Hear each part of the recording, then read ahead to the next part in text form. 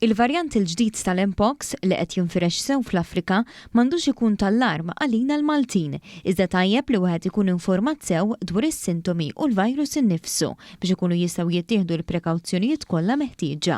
Saħ dan is-Supretendent tas-Saħħa Pubblika il-Professur Charmaine Gauci f'intervista ma' One News l-għada li l-Organizzazzjoni Dinjija tas-Saħħa il-WHO iddikjarat l-imxija tal-Mpox bħala emerġenza tas-saħħa pubblika ta' tħassib internazzjonali.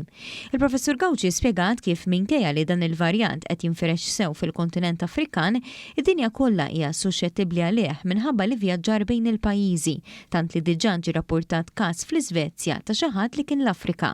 Sa issa l-aktar pajjiżi mill-qutin huma l-Burundi, il-Kamerun, ir-Repubblika Ċentrali Afrikana, il-Kongo, ir-Rwanda u l-Uganda.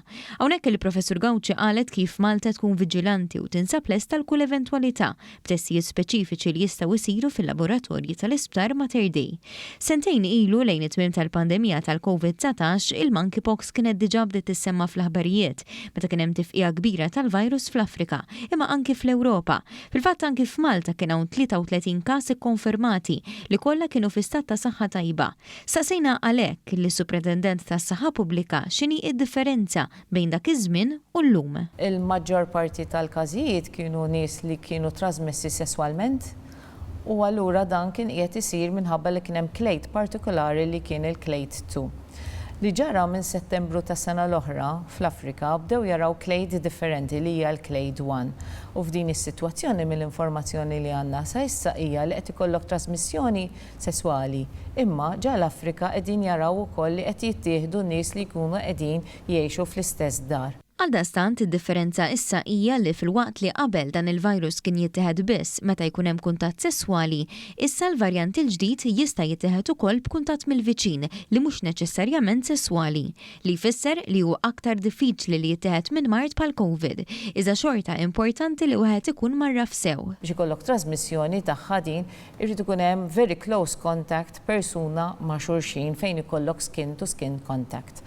Allura din hija differenti minn trasmissjoni ta' mart respiratorju oħrajn li aħna nafu, però importanti xorta li aħna nibqgħu viġilanti. Fost is-sintomi li dan il-virus qed jikkawża hemm deni u ġieħ ta' ras, tkexkix ta' bart u għejja, u każ klassiku jinkludi rax boċċi mimlijin bl-ilma wara 3 ijiem. Ir-rax mhux neċessarjament ikun mal-ġisem kollu għaliex f'każ li l-infezzjoni tkun inxterdet b'kuntatt sesswali, ir-rax kapaċi jkun biss mal-partijiet ġenitali. Għalhekk importanti li wieħed jieħu l-prekawzjonijiet meħtieġa għaliex mhux dejjem ikun jaf li persuna tkun infettata. Għandek ħafna mill-każijiet li ma jkollhom bżonn l-ebda kura, jkollhom bżonn biss kura pereżempju għad-deni, jew inkella għal dawn ir-rax li jkollu. Imma mbagħad jista' jkun hemm xi każijiet li jista' jkun hemm komplikazzjonijiet.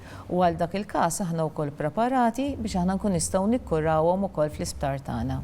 Fil-waqt li reġgħet saħqet li m'hemm l-ebda lokal l-allarm, speċjalment għax f'Malta u fl-Ewropa s-sistemi tas-saħħa huma ferm aktar ippreparati minn dawk fl-Afrika, il-Professur Gauci qalet li hemm kuntatt kontinwu mat-tobba tal-familja u anki l-pubbliku biex kulħadd ikun informat dwar dan il-virus. Importanti li kemm in-nies isiru jafu x'inhuma s-sintomi ħalli ma jqogħdux jinkwetaw għal xejn. U anke li t-tobba jkunu jafu x'inhuma s-sintomi u anke x'inhuma s-sinjali kif hija r-rax tipika ta' dan il-virus biex huma jkunu jistgħu jarfu mill-ewwel. Barra minn hekk aħna għandna l-ispeċjalisti tal-mart infettiv, speċjalisti tal-mart sexually transmitted infection u anka l-speċjalisti dermatoloġiki. Allura hemmhekk inti dawn ikollhom għarfien iktar li jkunu jistgħu jgħinu anke lit-tobba tal-familja.